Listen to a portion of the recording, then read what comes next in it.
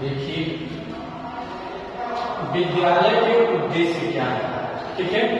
इसके उद्देश्य विद्यालय के हमने पिछले कक्षाओं में पढ़ा। विद्यालय की परिभाषा, विद्यालय क्या है, विद्यालय का अर्थ, विद्यालय की उत्पत्ति, यही पढ़ा ना। अब हम लोग जानेंगे कि विद्यालय का उद्देश्य क्या है। आखिर ये विद्यालय जो बनाए गए यह किस लिए बनाए गए, तो हम थोड़े से शुरुआत करेंगे। जब हमारा देश भारत देश आजाद हुआ, तो आजाद होने के बाद अगर इस भारत देश को किसी भी वस्तु की ज्यादा आवश्यकता पड़ी थी, उस वस्तु का नाम था शिक्षा। उस वस्तु का नाम था शिक्षा। देश आजाद होने के बाद देश को शिक्षा की सबसे ज्यादा आवश्यकता पड़ी थी। उस आवश्यकता की पूर्ति के लिए देश के मनोवैज्ञानिक, देश के राजनीतिक लोग, देश के वैज्ञानिक लोग आपस में निर्णय किए आखिर किस तरीके से भारत में शिक्षा की व्यवस्था सुदृढ़ होगी। तमाम प्रकार के कार्यक्रम चलाए गए, तमाम प्रकार के कार्यक्रम चले। उसके कुछ मुख्य, कुछ संक्षिप्त अंग यहाँ है, इसको हम लोग पढ़ेंगे। आजादी के बाद जब देश आजाद हुआ, देश में अपना संविधान लागू हो गया, अपना नियम कानून बनकर के तैयार हो गया, तो अपने शिक्षा व्यवस्था भी चाहिए थी। उसके लिए हमको स्कूल की जरूरत पड़ेगी। जिस तरह से प्यारे बच्चों, हम थोड़ा सा इतिहास में चले जाते हैं, थोड़ा सा हम पीछे चले जाते हैं अतीत में। जब हमारे देश पर अंग्रेज व्यापारिक रूप से कब्जा कर लिए थे, किस रूप से? व्यापारिक रूप से हमारे देश पर कब्जा कर लिए थे। तो ये हमारे देश को चाहते थे कि यहाँ के लोगों का विश्वास भी जीता जाए। उन लोगों ने ईस्ट इंडिया कंपनी की स्थापना करने के बाद अंग्रेजों ने दिमाग लगाया कि यहाँ के लोगों का विश्वास भी जीता जाए। तो उन लोगों ने सबसे पहले कार्य किया, भारत के लोगों को बुलाया जो ईस्ट इंडिया कंपनी में क्या कर रहे थे, कार्य कर रहे थे। बुला करके एक बैठक करी। उस बैठक में अंग्रेजों ने प्रस्ताव रखा कि यहाँ पर जितने मजदूर है, जितने कारीगर है, जितने कर्मचारी है, उनके बच्चों को यहाँ मुफ्त में पढ़ाई दी जाएगी, शिक्षा मुफ्त में दी जाएगी। अब देखिए वे अंग्रेज धीरे धीरे लोगों का विश्वास जीते ना।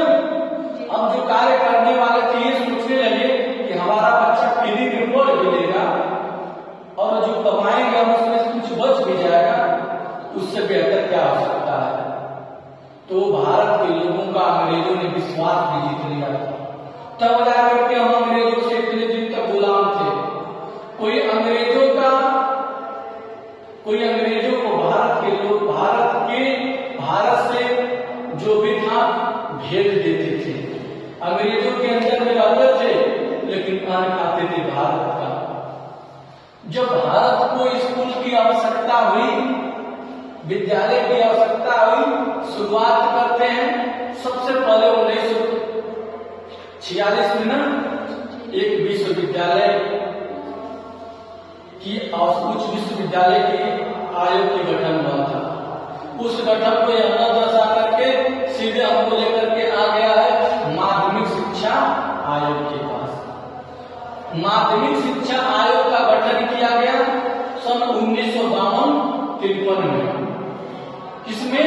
1952-53 में गठन करके उसका जो मुख्य उद्देश्य निर्धारित किया गया, अकादमिक तथा व्यवसायिक शिक्षा। किसका कौन सी शिक्षा की व्यवस्था की गई? अकादमिक तथा व्यवसायिक शिक्षा की व्यवस्था की गई। धीरे धीरे व्यवस्था चलती रही, समय बीतता गया, आया 1964-66 का, जिसको भारतीय शिक्षा आयोग कहा गया, जिसको मुदालियल आयोग और कोठारी आयोग कहा जाता है। कौन सा? कोठारी आयोग भी कहा जाता है। और उस आयोग का अर्थ था, उस आयोग का उद्देश्य था उत्पादकता में वृद्धि। लोग शिक्षा के साथ साथ उत्पादकता में क्या करें? वृद्धि करें। लोग आगे बढ़ने के लिए नए उत्पाद करें। जब नए उत्पाद होगा, नया उत्पाद होगा, नया प्रोडक्ट बनेगा, तब जाकर के वृद्धि हो सकती है, तब जाकर के हमारे देश में समृद्धि सुख आ सकता है। धीरे धीरे धीरे समय बीतता गया। बीतने के बाद 1986 92 का समय आता है। उस राष्ट्रीय शिक्षा नीति में निर्धारित किया गया, जो तत्कालीन सरकार थी 1986 में राजीव गांधी की। किसकी सरकार थी? राजीव गांधी की सरकार थी। इस शिक्षा नीति का कोई अध्यक्ष नहीं था, ठीक ना। तो उस शिक्षा नीति में निर्धारित किया गया, जितने भी जैसे भी शिक्षा दी जाएगी, क्रियात्मक कार्यक्रम के माध्यम से शिक्षा दिया जाएगा, ठीक है। अब इसके बाद आया धीरे धीरे राष्ट्रीय पाठ्यचर्या की रूपरेखा 2005। इसमें यह निर्धारित किया गया सर्वांगीण विकास, यानी कि छात्र के अंदर सर्वांगीण विकास हो। जो छात्र पढ़ते हैं केवल शिक्षा ही न अध्ययन करें, उसके साथ साथ शारीरिक, चारित्रिक, नैतिक का उनके अंदर क्या हो? विकास हो। 2005 एनसीएफ में यह तय किया गया। इनके आधार पर विद्यालय का उद्देश्य तैयार किया गया। किसका उद्देश्य तैयार किया गया? विद्यालय का उद्देश्य तैयार किया गया। उस उद्देश्य में सबसे पहला कहा गया अधिगम अनुभवों को रोचक बनाना। देखिए प्यारे बच्चों, कक्षाओं में जो आज की शिक्षा पद्धति हो गई है, अगर कक्षाओं में शिक्षण करने वाला शिक्षक उसके अंदर रोचक तथ्य नहीं रहेंगे, छात्रों में रुचि नहीं बढ़ेगी।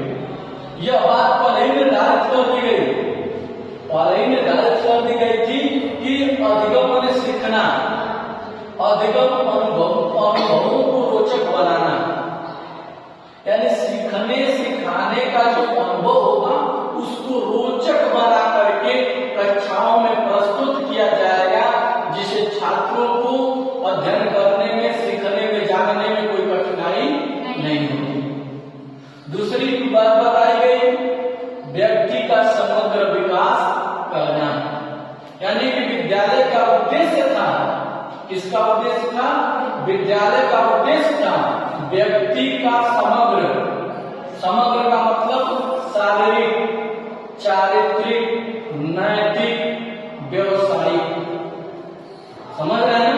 इन सबका विकास करना किसका उद्देश्य है? विद्यालय का। अगला व्यवसायिक कुशलता का विकास करना।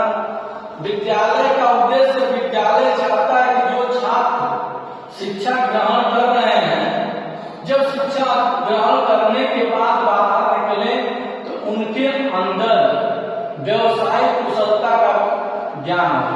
अगर वो कोई व्यवसाय भी करते हैं तो उस व्यवसाय को ऊंचाइयों तक ले जाएं। यह किसका उद्देश्य है? विद्यालय का उद्देश्य है।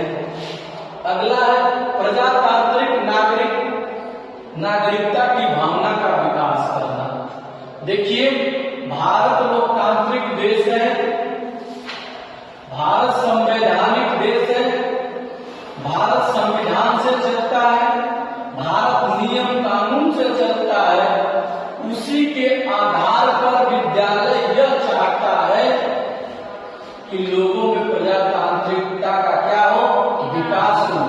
लोग नियम कानून को समझें, लोग बनाई गई व्यवस्था को समझें, लोग बनाई गई व्यवस्था में सहयोग करें। यह विद्यालय का उद्देश्य है। अगला है नेतृत्व का विकास। विद्यालय का उद्देश्य, विद्यालय चाहता है कि नेतृत्व का क्या हो? विकास हो, यानी कि जो छात्र छात्रा विद्यालय से पढ़ करके बाहर निकले या बाहर जाएं तो वह नेतृत्वकर्ता बने, या किसी के नेतृत्व में भी है उस नेतृत्व को स्वीकार करें। यह विद्यालय का उद्देश्य उद्देश्य है। अगर जिस छात्रा ने नेतृत्व के अंदर रह करके अगर वह सच में बाहर निकलता है तो ये कुशल नेतृत्व करता होता है। क्यों? क्योंकि यह विद्यालय का उद्देश्य है। सच में अगर हम बनाए गए नियम कानून को अक्षरशः पालन करते हैं तो हमारे अंदर चारित्रिक विकास होगा, नैतिकता का विकास होगा, शारीरिक विकास होगा। अगर सच में जो भी नियम कानून बनाए गए हैं अगर हम उनको मानते हैं तब, ठीक है। यह विद्यालय के हमारे क्या है? उद्देश्य है। विद्यालय कभी भी नहीं चाहता है कि छात्र या किसी व्यक्ति का अहित हो। विद्यालय हमेशा चाहता है इस देश में जितने नागरिक हों, जितने व्यक्ति हों, सबका सर्वांगीण विकास हो। यह विद्यालय का उद्देश्य है, ठीक है। धन्यवाद।